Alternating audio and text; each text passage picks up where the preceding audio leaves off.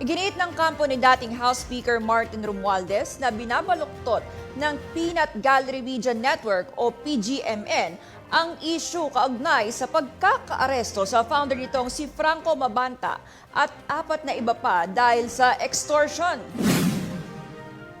Ayon sa National Bureau of Investigation, inaresto ang grupo matapos umanong tangkaing manikil ng 300 million pesos mula kay Romualdez kapalit ng hindi paglabas ng documentary na mag-uugnay sa kanya sa flood control anomalies.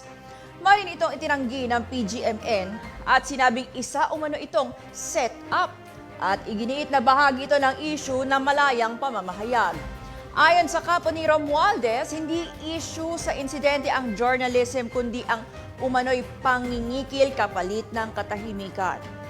Samantala, sinabi ng abogado ni Mabanta na nasa maayos na kondisyon ang kanilang mga kliyente habang nakakulong sa NBI Detention Facility sa Muntinlupa.